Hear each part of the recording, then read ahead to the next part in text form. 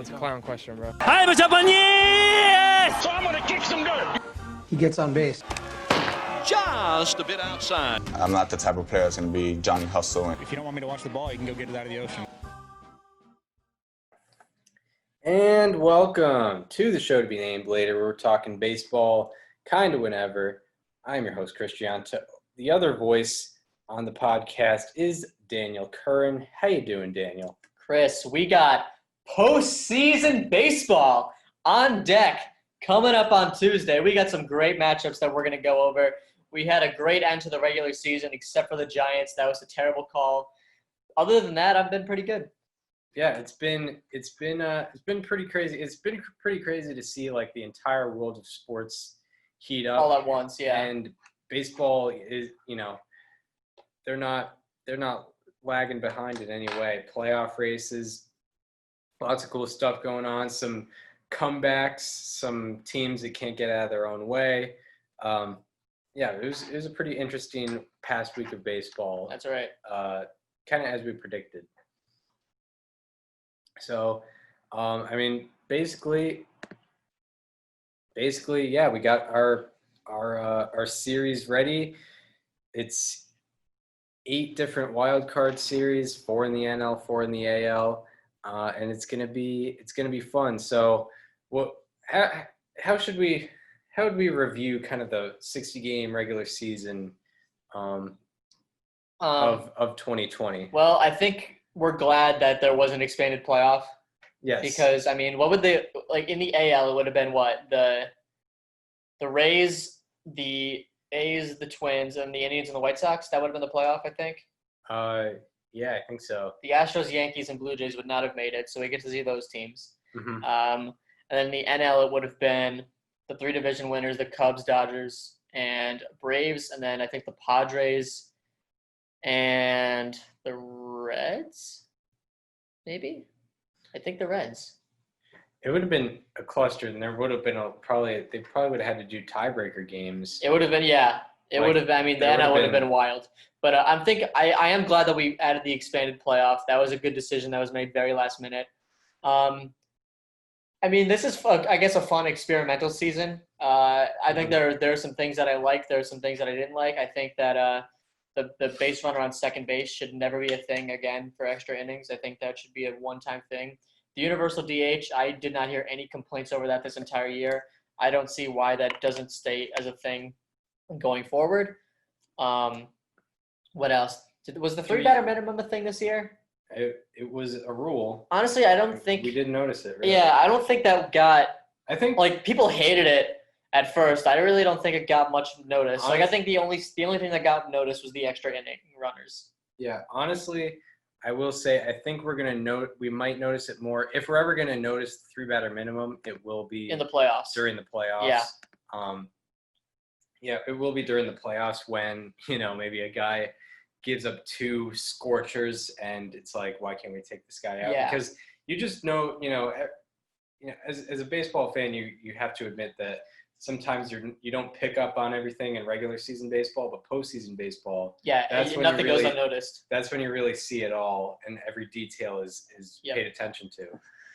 So I guess, do you want to? We'll just do some leaders. The home run leader ended up being Luke Voigt with 22. Do you remember what the over/under was in the preseason prediction? Was it like 25? I think it was 19 and a half. Oh, I hope I got the over on that one. Or wait, did you, over/under for what, like Vegas? No, like when we did our preseason predictions, and you gave me the over/under, like the home run leader. I didn't give the over/under. I think you did. Oh, maybe one of us I did all pitching stats. Okay. Oh, that's right. Anyway, Juan Soto ended with a 201 weighted runs created plus. That's confirmed? That is confirmed. That's good to hear. Yeah. I said there would be one. You got it to. Juan Soto played like 45 games. Well, just barely qualified. Qualifier. Hey, he got it. Yeah, Soto ended. He had a 490 OBP this year. So that is the best single season OBP since Barry Bonds in 2007. Yeah. Yep. 2007. Yeah. 07? Yeah, he had a 480 that year. And then they kicked him out of the league. So then it would be, but But it was the best single season OBP since then. and for, Actually, it was better. Yeah, you're right. Yeah. He's the only person. It was the only person to dethrone Bonds. yeah, So that would be probably 04 then. Probably Barry Bonds in 04. yeah, probably. 609. Okay, yeah. Yeah, exactly. Yeah. So, and 45 games, obviously. Yeah, and Bieber gets the ERA title with a 1.63. He gets the triple crown Gets the triple crown. that nobody cares about. Yeah. Do you want to guess who led the league in saves?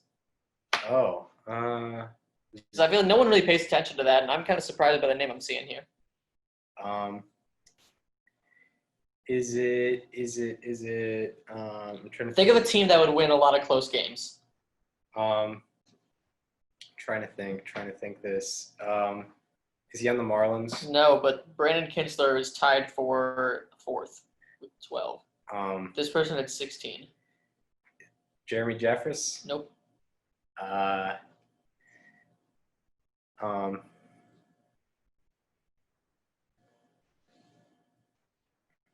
don't know. Brad Hand. Brad Hand. Yeah, with 16 saves. That makes sense. He saved over a quarter of the Indians' games. Yeah, that's over a quarter of their Crazy. games, and What would that be on half their what would wins. that be on a 162 game pace? 16 times Suppose. 3, 48 Okay. So ish, 47, 48. So like a yeah. Okay, so that's kind of on par with a regular saves leader. Yeah, probably. Yeah, and any other notable leaders we should go over? Soto led the entire slash line outside of batting average. Yeah, and I think most people would agree that, no disrespect, but I think most people would agree that Soto was a better hitter overall than DJ LeMahieu. So says a lot about batting average, Yeah. And even still, Soto batted. He still won the NL title. He batted .351. So you led the NL in the entire slash line. Wow, how about that? And he also led the majors in OBP, slugging, and OPS. Yeah. Yeah, exactly. And I think wins above replacement, it's Freddie Freeman and Jose Ramirez. Yeah. Well, I'd still say Shane Bieber. Shane Bieber. He's in close, terms man. of overall WAR. Well, sure, but I mean, I think the writers, honestly, I wouldn't be surprised. But I'm factually wins above replacement. I know. I'm not saying MVP. Oh. It's wins above replacement. Well, Bieber could lead in WAR, He could. No. Okay, yeah. I mean, that's a different topic. Yeah, I think that's about it. I mean, yeah, Freddie Freeman and Ramirez were the WAR leaders. We'll get into awards after the season. After the season, even though they're being voted on right now. voted upon Right now. Right now. Yeah. And yeah, those are the statistical leaders. If Juan Soto didn't have a false positive COVID test, man, could have won MVP. He could have won MVP. Yeah, it's tough to go over the regular season stuff now. We could probably go more in depth once the season's actually over. But when you have playoffs going on, that's why I like the awards being announced after the season, because then we can kind of dive in, analyze ourselves, as people who aren't voting. Mm-hmm.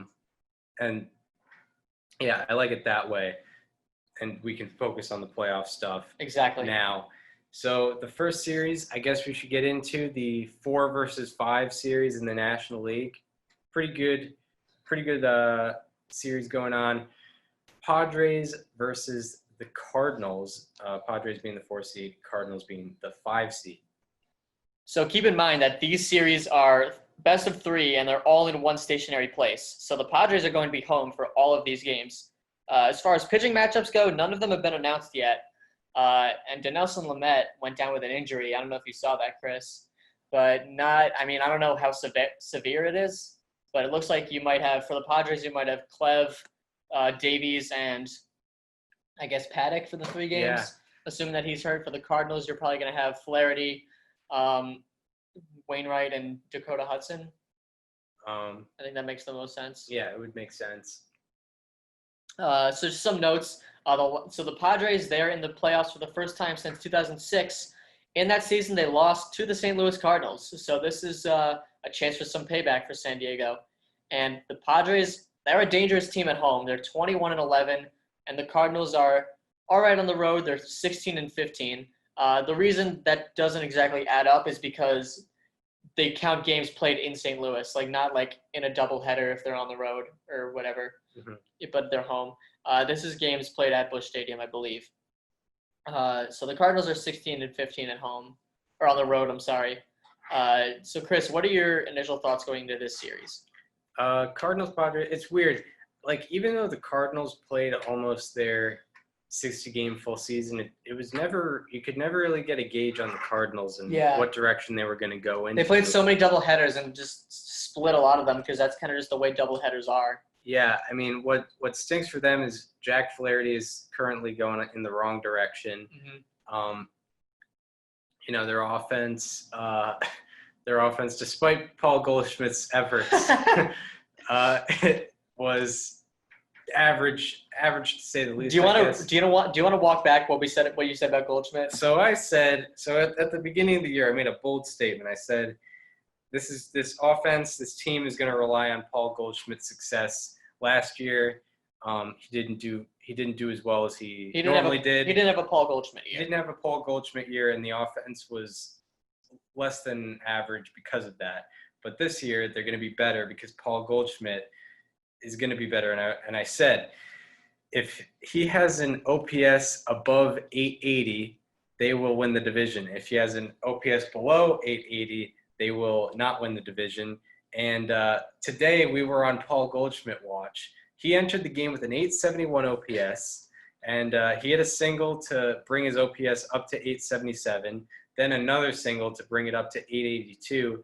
Then he struck out. Then he struck out to bring it back down to 878, and then the most anticipated at bat of my year so far in 2020 occurred in the bottom of the eighth inning, and he hits a long single off the wall, bringing his OPS up to 883. 883. And 3 points above. And to say, long story short, my take was wrong.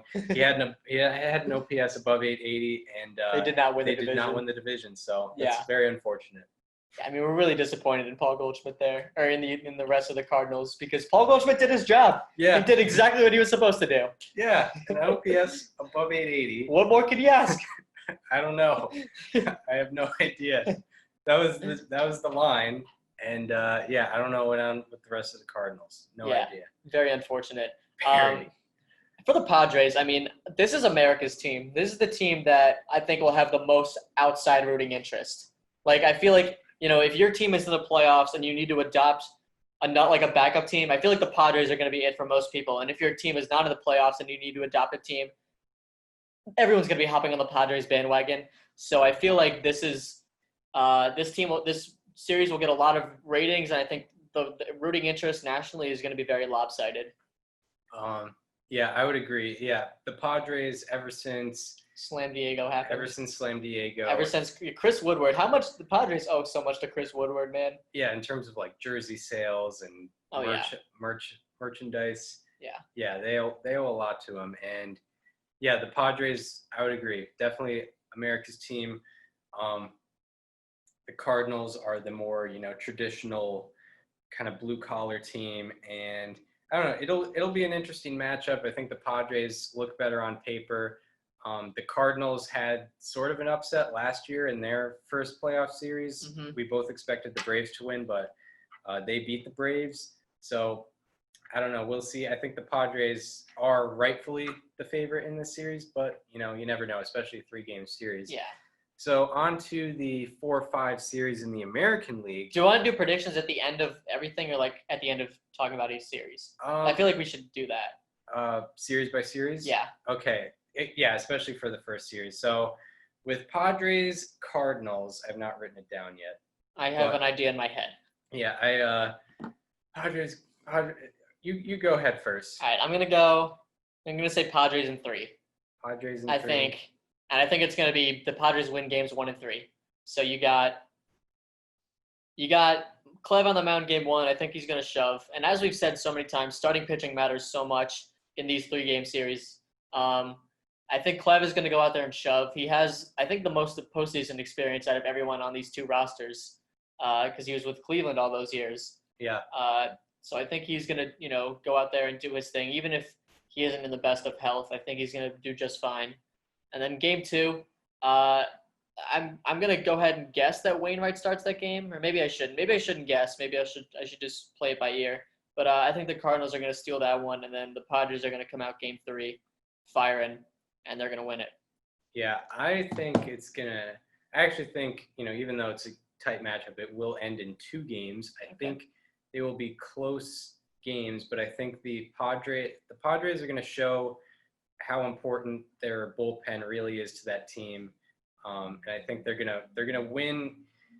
They're gonna win both games of the series, and they'll win by margins of like 2, maybe 1 or 2 each time. I think it'll be like a low scoring series. I can see that too. Yeah.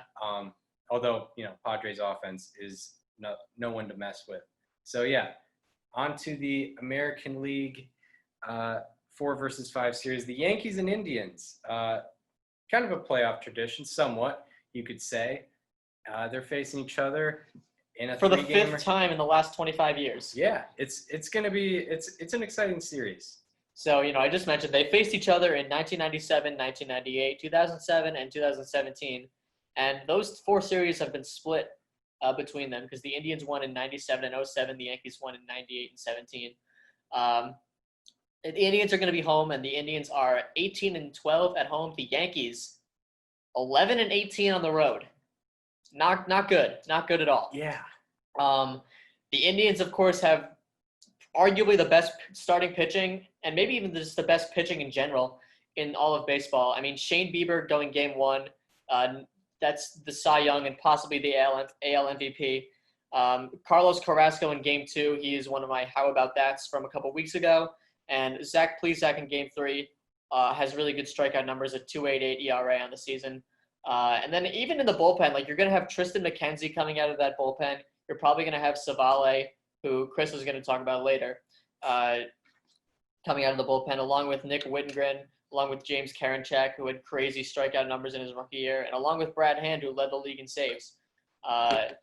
Chris, do you want to give a little word on the Yankees now that I just went in depth about the Indians? Yeah, the Yankees, interesting team. They've been this is their 4th year in a row in the playoffs. So they kind of have experience, even though they're somewhat younger. They kind of have experience now. They're back pretty much to full health. They got Judge, Stanton, and LeMahieu all in that lineup. Mm-hmm. Garrett Cole is on a good trend. I think Tanaka and J.A. Happ have kind of outperformed expectations. It's an interesting team. Most people expected them to win the division this year. They didn't. It wasn't a crazy disappointing year from them. And, I think they're sort of a sleeper because they didn't win the division.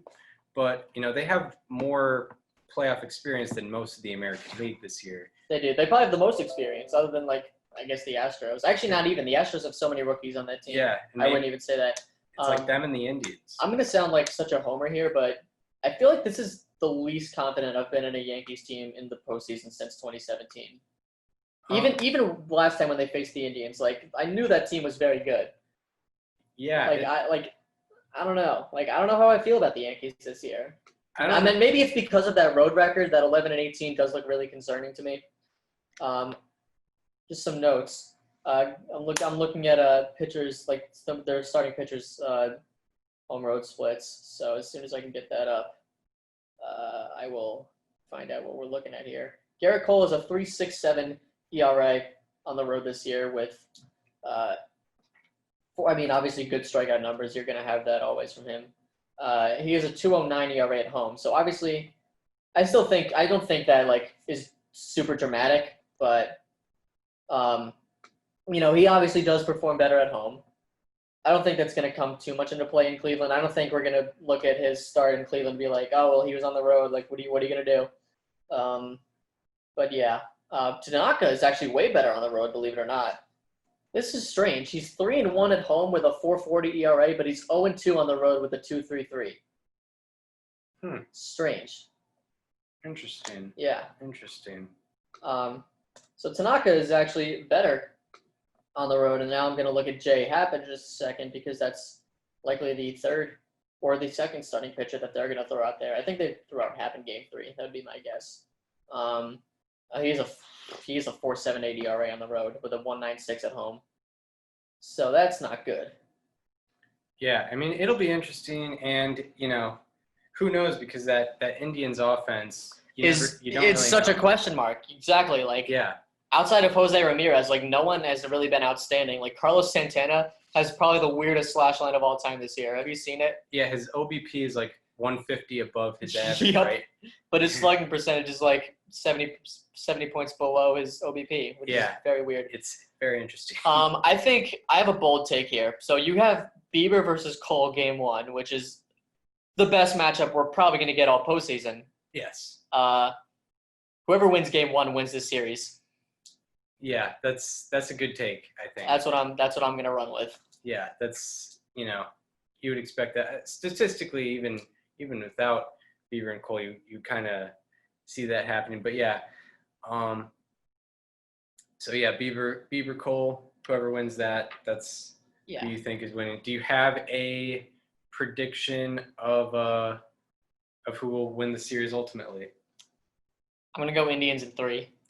I think that's the safest bet. I feel kind of lame doing it, but I don't know. I mean, I like Tanaka's road numbers, so I think I might. I know that's kind of weird to go off trends like that, but I mean, I think no fans is gonna have a big impact. Like it's like I don't know. Like are they gonna pipe in the crowd noise more because of it? Like are they gonna what are they gonna do to have that postseason atmosphere? I think that's a big question, but I do think the Indians take this one in 3. But honestly, I wouldn't be too surprised if the Yankees pulled it out. Yeah, I wouldn't. I'm not surprised either way. I don't think anyone would be really surprised either way this goes. I don't know. For some reason, the Yankees, I just feel like they've always been even though they're the Yankees, the big bad Yankees, they've been like a chip on their shoulder team for a while now, and I don't know. I think something about the experience on the team. I think the offense will help them out even with that pitching staff. So the Yankees have not announced their third starter yet. They announced Cole and Tanaka for games 1 and 2. Yeah, I think the Yankees are going to take this in 3, and move on to the ALDS. Wow. So you're going with a mini upset there. Yeah, a little bit of a mini upset. I bet the betting odds will probably be pretty even. I would say. Going to be a very fun series, I believe. And the next series we have to talk about, Marlins Cubs. The Marlins made it. I mean, how about them fish? I mean, it's what an insane year. Yeah. This is the strangest thing to happen in 2020 throughout the whole world. Yes, for sure. And credit to Daniel for this little note. Says 2003 rematch regarding the Marlins Cubs series. Cubs could not be happier that there aren't fans in the stands. So, yeah, no fans in the stands. No one interrupting a potential put out for Moises Alou. No more Steve Bartmans this year. No Steve Bartmans, and yeah, it's gonna be it's gonna be crazy when a cutout magically grows hands and just grabs a foul ball. Yeah, they're gonna have someone pose as a cutout. But it's a real person. So, I mean, the Cubs are they're going to have Yu Darvish and Kyle Hendricks games 1 and 2, which is dangerous. 2 guys, Darvish has been good all year and Hendricks is on a great trend. Yeah. One guy I'd like to note on the Marlins is he was my guy to watch at the beginning of the season. Sandy Alcantara had a really good month of September. He made 5 starts, went 4-1 with a 2.30 ERA. He lowered his season ERA from 5.06 to a flat 3, which is really good. He only pitched 42 innings, so it's not like he pitched a ton, but regardless, he did a great job in the month of September, and I'm assuming he's going to be the Game 1 starter. Who else would the Marlins have going after that? This team is so weird that they're in. Like, no one expected it. Pablo Lopez, your guy, and Sixto. Oh, we got. Do they go Sixto game 2? I don't know. His last 2 starts have been pretty bad. They have been, which makes me nervous. Which is slightly alarming. Yeah. But yeah, the Marlins have a very interesting situation. I mean, that's probably what they're going to go with. They're probably going to go Alcantara, Lopez, Sixto, or they switch those last 2. Right. Yeah. Yeah. It's two very different teams. You got the Cubs, who have had kind of the same core since 2015, 2016. They've added, Ian Happ and other guys. I was saying most of the guys on the 16 team are still there. Yeah. All they've added is like Ian Happ, and even Wilson Contreras was there in 2016, right? And David Ross. Yeah, and I guess they've added and Yu Darvish. I guess they've added Yu Darvish. But yeah, it's a lot of the same core. And then you have the Marlins, who have not been in the playoffs since 2003. Since 2003. Yep. almost there with the Mariners. So yeah, it's a real clash of, old versus new, which is, fun to see. Exciting. Fun to see as a fan. What is your prediction for the matchup? I'm going to go Cubs in 2. I am also going Cubs in 2. Those 2 starting pitchers are not losing. Yeah, and that's no disrespect to the Marlins. I think that I will take great interest in this team through the offseason. I'm interested to see what Derek Jeter and Michael Hill do to reload. Do they go out and get maybe they spend some big money. Like maybe they go out and get maybe they get a big bat. And also, I think Starlin Marte exited the game with an injury today. So I am concerned about that because they need him. Yeah, and I know the Marlins made the playoffs, but their Pythagorean win-loss, which is based on run differential, was not great. Also, the Marlins in the entire history of their franchise have not lost a postseason series. That's correct. They've made the playoffs twice, and they've won the World Series so, twice. I mean, if there's a reason they win, you got to look at that. Yeah. They have a history of just making absurd World Series runs. Yeah, they're like the Eli Manning of baseball. And just for records, the Cubs are 19-14 at home. The Marlins are 20-14 on the road. Yeah. So, I mean, both numbers trend pretty well for them. The Marlins play better when they're not in front of their no fans, even when there's fans allowed. Yeah. Apparently. But yeah, that's our. I mean, no disrespect to the Marlins, but Chris and I are both going to go Cubs in 2. Yeah, Cubs in 2 is our answer, and I'm rooting for Game 3s all around for all of these. I mean, we get a free 8-game Wednesday this week. Exactly. How? Just randomly. It'll still be September. That's crazy. Yeah. And 8 games of 8 playoff games just on a random Wednesday in September. Beautiful. I love to see that. So the next series, it's another 3 versus 6 matchup in the American League. Twins versus Astros. Pretty interesting matchup. The Astros kind of lucked into the playoffs based on the circumstances of what the playoffs are. Did they end 30-30 or 29? 29-31. 29-31. Yeah. And the Twins just won their division today. It's gonna be a weird one. So this is the first time they've faced each other in the playoffs before. The Twins, 24-7 at home. The Astros, 9-23 on the road. Their pitching staff, the Astros, it's probably going to be Greinke, Framber Valdez, and Christian Javier. 2 of those guys don't have any playoff experience. One of them is a playoff vet who still is looking for his World Series ring. Yeah. The Twins, they announced their playoff rotation. It's going to be Maeda, Barrios, and Pineda, which is interesting. I mean, people forget Pineda is still on the team, and he did pretty well. What do you have to say about this series? With Astros Twins, I don't have much to say about the series. It's going to be fun for the fans because, I mean, the Twins really the Twins could gain a lot of popularity. Yes. If they win this series. Yes, there could be some, Kenta Maeda jerseys being worn across the nation. Yep. Not just in Minnesota. It's a shame that none of those guys are known for throwing high velocity fastballs, Yeah, I mean, I don't know. I mean, Like Barrios, he throws hard, but he's known for his off speed and his breaking stuff. yeah, exactly. Yeah, they don't really have that in the starting staff, but I mean, it should be like the Astros look just way dead. We've talked about how they're probably gonna regress, roll over and die. Yeah. Not only this season, but in the future. How Justin Verlander's injury is kind of the start of that. And do you also have Twins in 2? Yeah, the Astros are absolute frauds. They are not winning a game in this series. They're not even going to be close. The Twins are got to be so happy that they avoided the Yankees like we predicted, and they got a barely a playoff team. Shouldn't even be a playoff team at all. The Astros are absolute frauds, and they're not winning a game this series. Yeah. Quote me on that one. This can't happen. Yeah. Clip it. The Astros, it'll be fun when, it'll be like a nice moment of 2020. The Astros got swept in the playoffs. Yeah.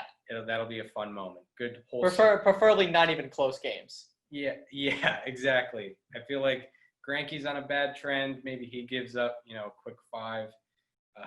It's nice. The Twins also avoid the Yankees for next round too. That's correct. Correct. I mean, like, what a year for the Twins. If there's a chance for the Twins to make a postseason run, it's this year because they don't have to face the New York Yankees until the ALCS. Yes. So the next series to talk about, 2 versus 7 in the National League. This is probably going to be the most exciting series to watch. This is the hardest to predict for sure. For sure. You got the Braves, who are back-to-back National League East champs. You got the Reds, who 2 weeks ago were 6 games below 500, made a run, and are now find themselves in the 7th seed. And did they win today or lose today? The Reds, they won. They won. Yeah. So, yeah, they're on a very good trend. Everything seems to have pieced together in the past 2 weeks or so. Braves have been consistently good all year. And they've faced each other in 1995 in the playoffs, as we know from part 2 of the show to be named later, episode 35. That's right. The Braves won that one. The Braves are 19-11 at home. The Reds 15-16 on the road. Where to begin, man? This is high-powered offense versus absurdly good starting pitching. Because like the Reds, you have Trevor Bauer, Luis Castillo, and Sonny Gray going up against, Freddie Freeman, Marcelo Zuna, Ronald Acuna Jr., Nick Markakis. Is Ozzie in that lineup, or is he still hurt? I think Ozzie might be in that lineup. Albies. This is power on power right here.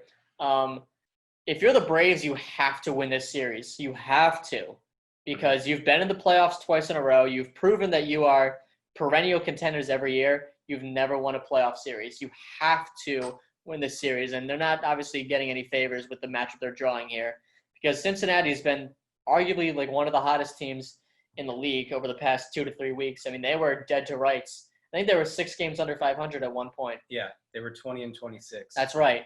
And you have great pitching. You have, the bullpen has been better. Amir Garrett's obviously a monster. Archie Bradley has been very effective for them. Yeah. They have had Lucas Sims has come out this year. There's another guy. Raisel Iglesias is their closer. He's been, effective for them. Bounce back year for him. Big bounce back year for him.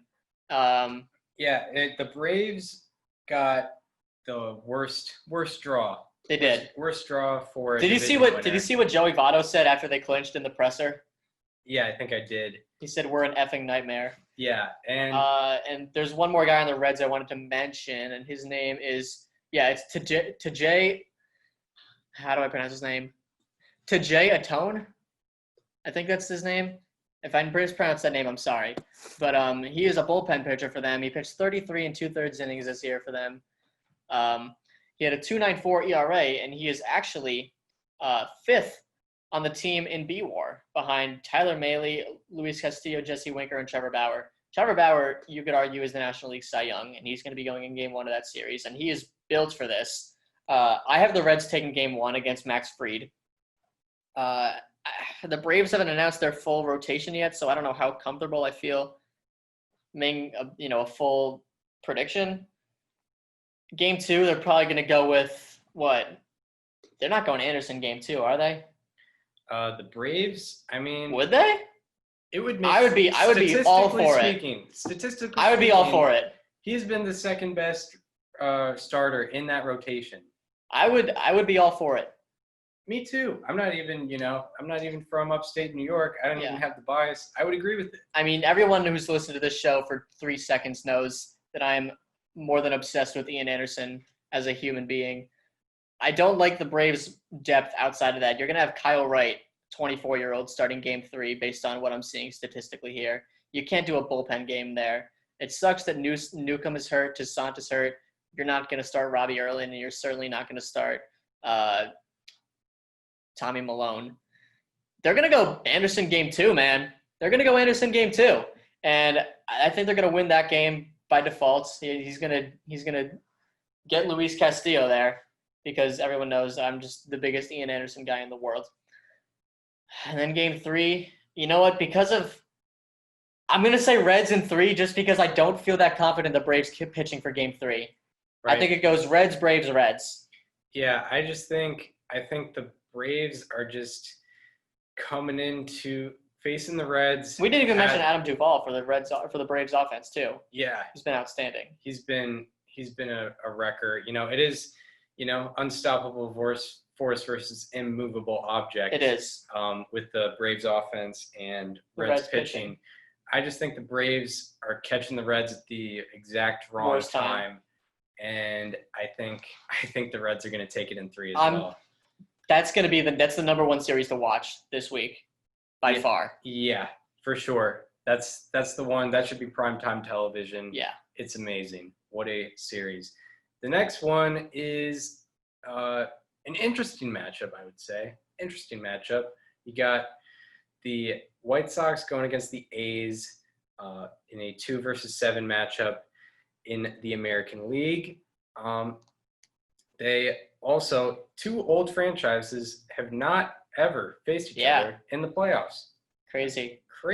Yeah, I mean they've both been around since like the start of the American League. Yeah, it is interesting. They've never faced each other in the playoffs before. The A's are 22-10 at home, which is really good. The White Sox are 17-13 on the road. They're going to have Giolito, Keuchel, and who else after that? Like, are they going to go with – you're not going with Lopez, are they? Would they go with Dane Dunning for game 3? Yeah. Or would they go with Dylan Cease? I would go with Dane Dunning. I would go with Dane – I mean, Dane Dunning didn't pitch very well his last time out, so that leads me to believe they might go Dylan Cease for game 3. Have they announced – let me check if they've announced the rotation yet. But I love the White Sox in these first 2 games here, even if they're on the road. Yeah, they have not announced anything yet. The A's are – what are the A's going to do? They got Manaea, Montas, and Bassett for their rotation. Do they put Luzardo in there? I don't know. I mean, you're going to see all of the A's pitchers are going to be on a quick hook. They're probably going to go straight to the bullpen on a lot of these. You're not going to see a lot of performances or a lot of starts from their starters. Wow. Longer than 5 innings. How about this? Dane Dunning, 3.97 ERA, 3.98 FIP. Yeah. He got so lucky this year. Yeah. Him and Cease. Very comparable. Yeah, because he was 1 point off in Dylan Cease. Let me see. What is Dylan Cease updated? Because we were watching that game on Friday. He got hit with a home run ball. 4.01 ERA with a 6.36 FIP. It's amazing. Outstanding. Incredible. ERA plus of 111. Led the league in walks, 5.2 walks per 9 with a 6.8 strikeout per 9.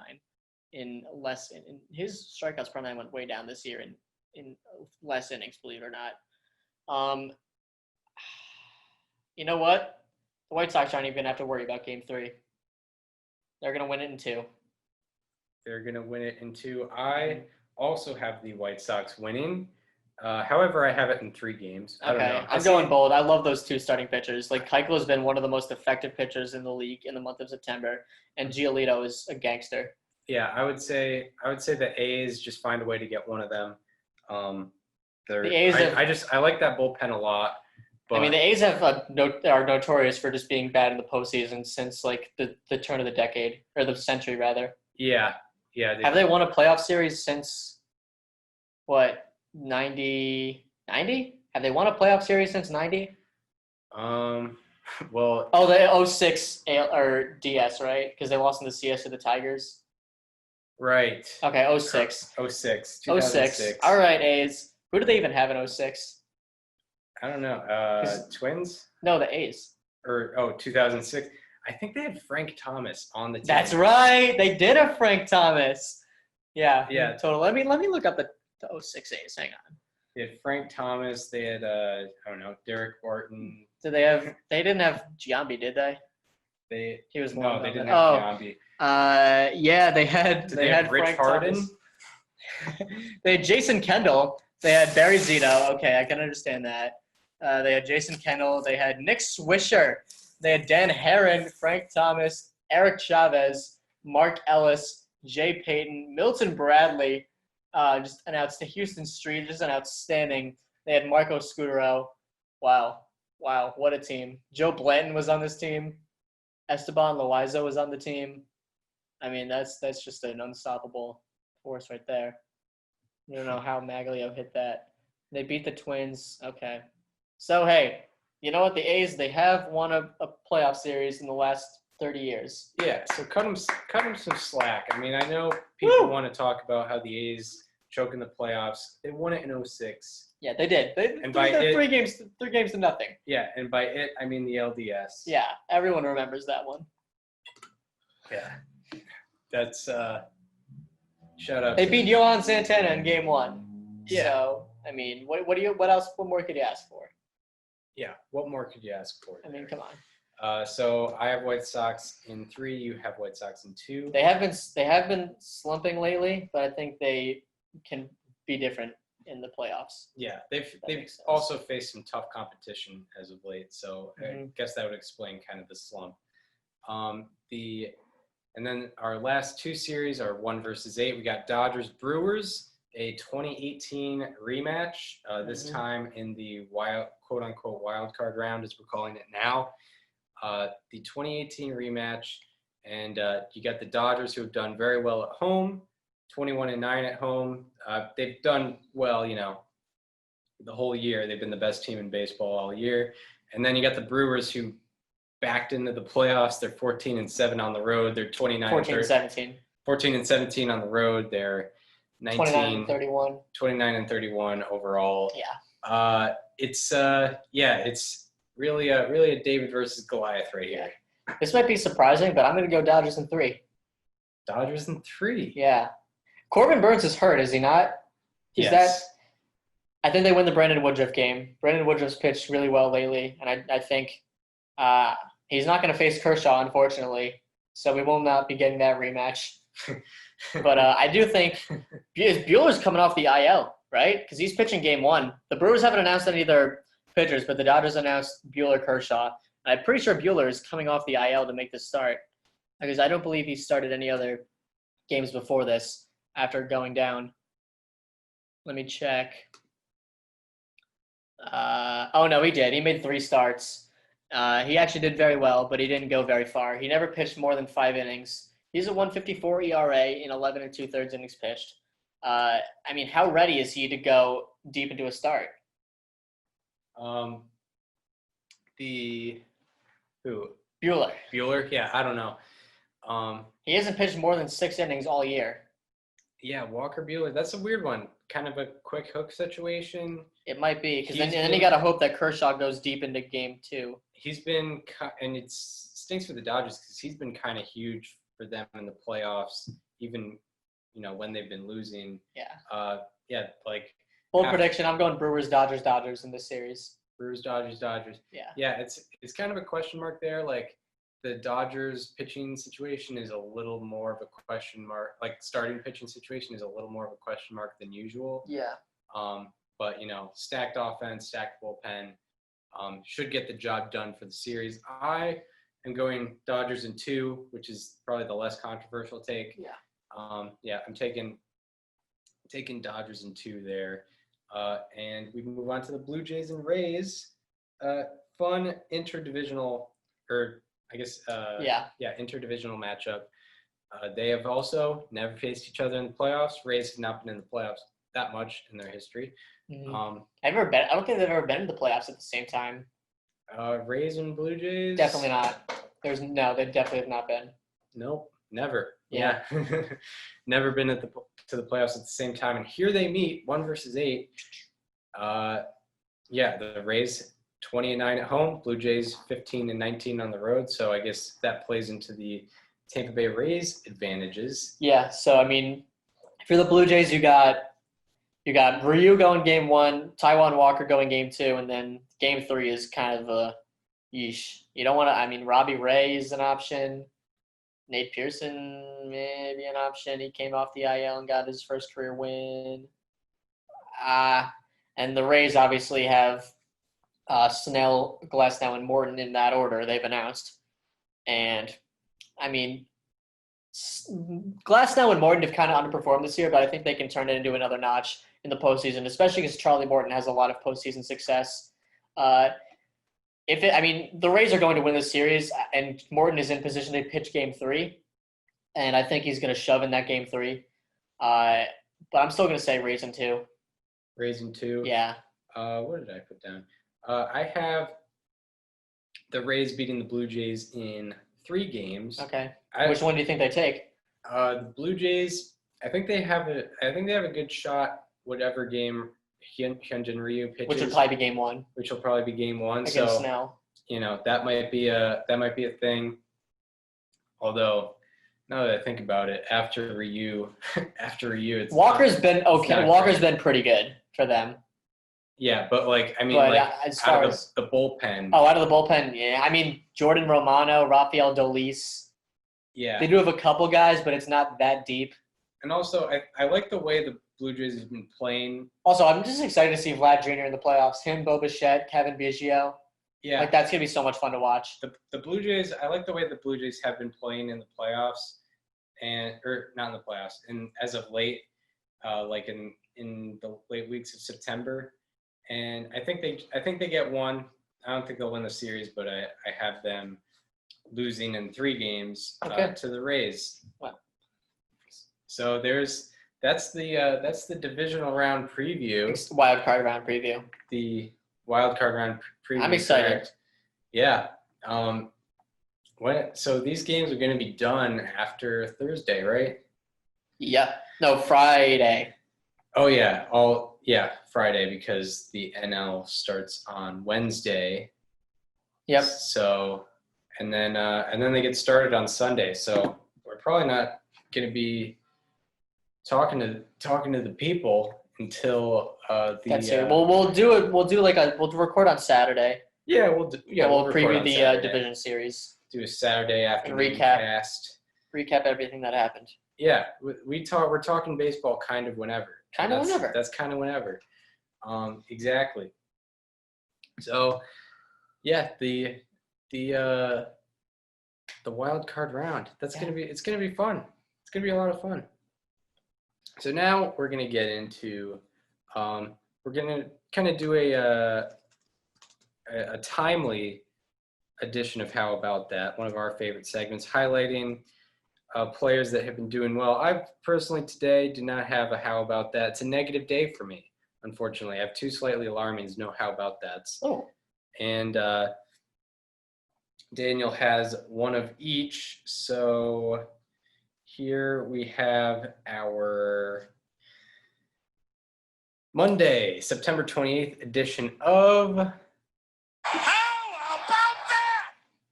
So who is your How About That for the week? My How About That? I mentioned him earlier, Brandon Woodruff. This is why I have the Brewers winning 1 game. Over his last 4 starts, he is a 1.63 ERA, 36 strikeouts, and 3 walks in 27 2/3 innings pitched. That is tied. He has 1 win above replacement. That is tied for the second best, in the majors. Also, over his last 4 starts, that is since, I believe, September 10th, he is the only pitcher in all of baseball with a sub-2 ERA, a sub-1 walks per 9, and at least 10 strikeouts per 9. How about that? So Brandon Woodruff, has been dominating, and he's been in the place. He's going to be in the place of Corbin Burns, unfortunately, and that's why he is going to lead the Brewers to a Game 1 win against LA.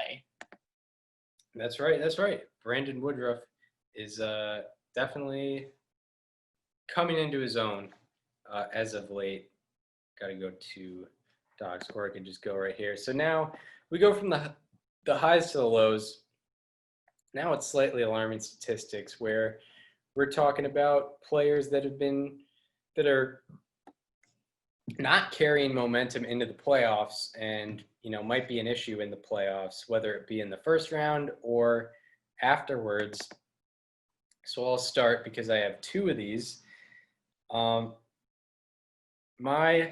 first slightly alarming statistic is on Zach Greinke, who, started out as a guy who was one of the top 5 pitchers in the American League, you could say. And in his last 7 starts, however, he's had a 5.73 ERA, a 2.88 batting average against, and it's not like he's getting that unlucky. His expected batting average against is 2.77, and he's had a 38% hard hit rate against, which is slightly above the average, and it's not great to see, especially when it's a guy who allows a lot of batted ball events, not a lot of strikeouts. So in those last 7 starts, not great, 5.73 ERA. And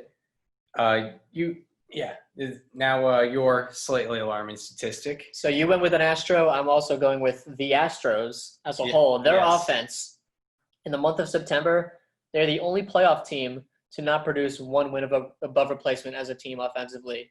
And there are 3 guys in particular who have been miserable. One of them is Yuli Gurriel, who entered today with a -3 weighted runs created plus in the month of September. Josh Reddick also had 56, and Carlos Correa had 49. So this offense has been concerning, as well as Zach Greinke, who is the only pitcher on this team with any experience. Slightly alarming. Yeah, these are the reasons why we're going Twins in 2, and why you should go Twins in 2 here. Not a lot of momentum for the Astros going into the playoffs. My second slightly alarming statistic is on a guy on a guy who's on a team we're a little more hopeful about. He's on the Indians. He probably won't be starting in the first round, but if they get into the divisional round, he might be a guy that they might go to. I'm talking about Aaron Savale. He's a starting pitcher for the Indians. In his last 4 starts, he has a 7.36 ERA and a 5.55 FIP. And he has a 3.40 average against in his last 4 starts and a 3.07 expected batting average against. So, technically a little unlucky, but you never really want a 3.07 expected batting average against. Not great. And along with this, they've been hitting the ball far off of him, not only hard, but far off of him. He's allowed 5 home runs in 22 innings pitched in this span, in these 4 starts. He's given up 5 home runs in 22 innings. Slightly alarming. So not great for Aaron Savale. And what he has in store for possibly a division series, championship series, and maybe World Series. Maybe a reason why they stop after the division series. Who knows? Could be an issue, but that's Aaron Savale. And we'll end off with some news that broke today. One of these things. The only firing that has been announced so far. Yeah, right? Billy Eppler, the Angels general manager, is fired after. I feel like he's been there for a while. It was after 2015. So yeah, he's been there for 5 years. And ironically enough, no playoff appearances during this stretch. And, Angels, I think it seems like the right move. It does. I mean, I don't know. I really have questions on where they go with direction from here, because I texted a friend of mine who is an Angels fan and asked what he thinks. And he said, quote, "I love Eppler, but Monero just never let him be himself. He's a great GM, but not with Monero as the owner." Moreno, sorry. And he's an analytical guy, and Moreno is just not. Which makes sense because Joe Madden's not an analytical guy at all. So it makes sense that Art Monero chose to bring him in. I really hope. I mean, there's been Angels fans that have been throwing around the Dave Dombrowski name, which I think that they could be in a position for that. I think the Red Sox were kind of in a similar spot when they hired him. Obviously, he brought him a World Series. The only thing is the Angels don't have that great of a farm system outside of. I mean, you have Adele, you have Jared Walsh came up this year and did very well. He's fairly young and has a chance to maybe stay in that lineup. Outside of that, the Angels as a farm system, kind of questionable. There's another guy, an outfielder that I'm forgetting about that I really feel guilty about right now. Brandon Marsh, that's who I'm talking about. He could be trade bait if Dombrowski gets him, but I'm trying to think. I mean, Eppler brought in Simmons. I think that was his first move as GM. Questionable move because you gave up, Simmons obviously was very good for you. Don't get me wrong. They gave up Eric Ibar, who is, tenured guy. You also gave up Sean Newcomb in that deal. Right. Who has become, highly touted, I guess. I mean, he hasn't really shown us everything and on a full scale yet, but he's obviously got a lot of potential in Atlanta, and he's a young pitcher, which is something they could use right now. If they do bring in Dombrowski, might as well just sign that check for Trevor Bauer right now. Yeah. He signed that contract to Justin Upton, which I think is not looked at very kindly right now. Right. That's not great. They signed Anthony Rendon, which is very good. Those are really the three major moves that Billy Eppler made that I can think of, right? Yeah. I mean, you re-sign Mike Trout, but that's obviously. That's I could have done that. Yeah, that's ownership mostly saying you got to extend this guy. but yeah, I mean, the Dylan Bundy trade is working. Dylan Bundy trade was very good for them. Yeah. So I mean, who knows? Really, I mean, I guess you say that he wanted to be more analytical, but it wasn't allowed by ownership. So if it is an ownership problem, I guess we'll see. I feel like they might just hire a puppet, which makes me worried because the Angels are a team that have potential. I mean, they have two guys in their pitching staff, Griffin Canning and Patrick Sandoval, that could, be something, and that could complete a really good rotation if they get Bauer, because then you're looking at Bauer, Bundy, Andrew Heaney, and then those two, which is a solid rotation. I really hope they do hire another analytical guy, though. Like Billy Eppler may have just not been the right guy. Yeah, and if whoever comes in, they're probably going to have to extend Dylan Bundy. I think he's done after 2021, so that's something they'll have to do. Yeah. And free agent signings like Trevor Bauer. Trevor Bauer would 2.295 FIP. He got unlucky this year, and he was up after 2021. Yeah, you re-signed Dylan Bundy. Yeah, you gotta extend Trevor or Dylan Bundy. But you do have to sign Trevor Bauer too. I think that should be the number one priority this offseason if you're the Angels. Yeah, Bauer. Get that guy over here. He is from the Los Angeles area, so that it would so make is Garrett sense. Cole though. Yeah, but Garrett Cole, I mean. Garrett Cole. I don't think the Yankees are going to be going after Bauer, and I don't think Bauer would even go to the Yankees. Yeah, and Garrett Cole, I think he still just went to the highest bidder. Yeah. So you just. It wouldn't surprise me if Bauer did not go to the highest bidder. It would surprise you. Well, and we'll talk about this more in the offseason, but I think the Angels are my pick for Bauer as of right now. And that could change in a month. Maybe he wants to, finish some business with the Reds if it doesn't go well there in the playoffs, but who knows? Yeah, the whole Bauer free agent situation will be interesting. Yeah. Very interesting. I feel like he's a guy that wants to be on a winning team because, that's how it was in Cleveland. And he has that one-year deal thing. Yeah, he's got that one-year deal thing. It could be very interesting for Mr. Bauer. It could be. The future commissioner of the MLB. That's right. And final news. Alex Gordon during the week. Do you remember what day of the week it was? Thursday. Announced that he would be retiring from baseball following the end of the season. It's the end of the season, and he had his farewell game today. Pretty interesting moment. I think he had family there. They allowed family in there. Yeah. a cool moment, a guy who, I think maybe the longest Royal tenure since Brett, George Brett, maybe possibly 14 years with the team. Saberhagen, maybe. Yeah, possibly. It's hard. It would be hard to find that out, but yeah, an all-around player. He was pretty good offensively and very good defensively, and Very good defensively. yeah, very good defensively. 7 career Gold Gloves and a Platinum Glove as well. Yeah, big on Rocket for an arm. big on outfield assists. Yeah. And 34.8 career, 34.9 career B-WAR, which is Respectable. very, good. very, very respectable career. He was definitely above average for his career. 10.3 wins above average. Yeah, I'm getting old, Chris. Like, I remember, I was watching him, in his prime years of 2012, 2013, 14. And then, of course, 15 was the World Series year. He hits that home run off of Familia to tie game 1 in the 9th inning. I think that was his highlight of his career. Right. Yeah. Yeah.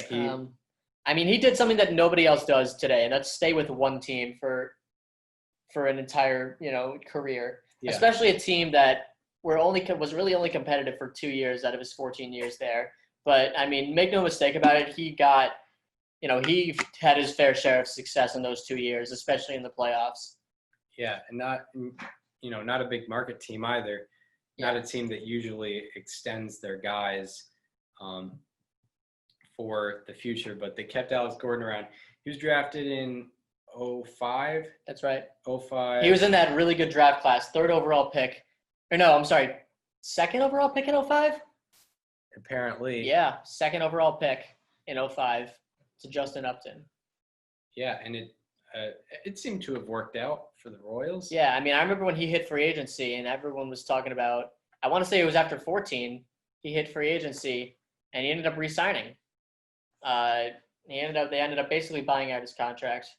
And he's a Royal for life, which I'm so happy about. I remember when, when Kane, Hosmer, Escobar, and Moustakas all hit free agency at the same time. And, it felt like that era was just ending. Alex Gordon stayed. He was still there. Yeah. He wasn't going anywhere. Yeah, and the Royals definitely did want to keep him around, and they kept him around for all 14 years. So that's the Alex Gordon situation. One question we didn't put in the prep sheet, but our regular season, or before the season, we had our World Series predictions.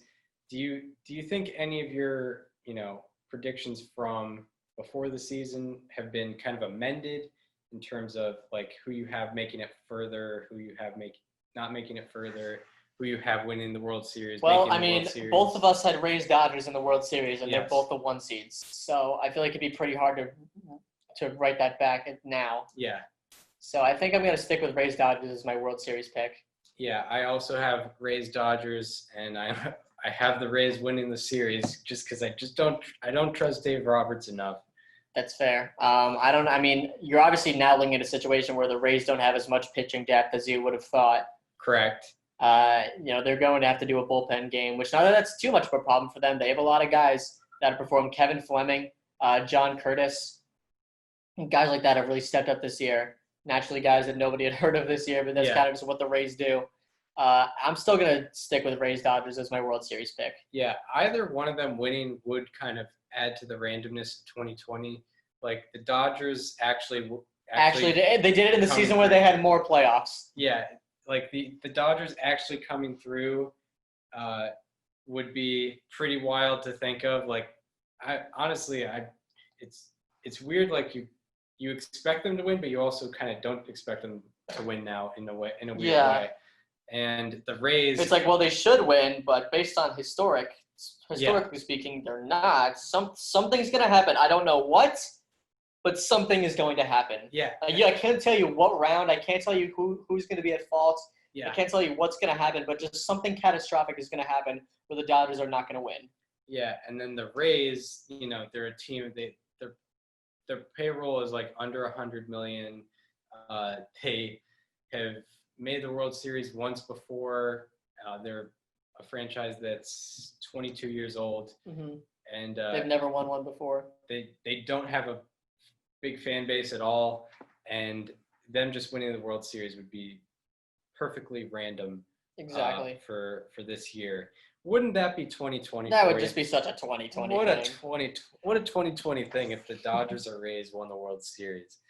But that's the conclusion of the episode. We hope you enjoyed this.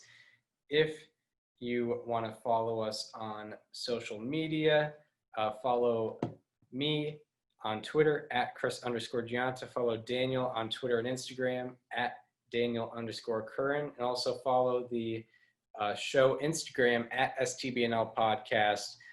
We hope you enjoyed our playoff preview, and we hope to be talking to you guys probably about Sunday, talking about what happened in the division series and what will be happening. What happened in the wild card series? We're gonna be talking about how right we were. Yeah, we're gonna be talking. We're gonna be talking How we about nailed it. the 3-game Brewers Dodgers series. The 2-game Astros Twins series, which is gonna be a bludgeoning. So we hope you enjoyed us talking about our preview of the wild card series, and we hope you enjoy our review of the wild card series and our preview of the division series on Sunday. See you then.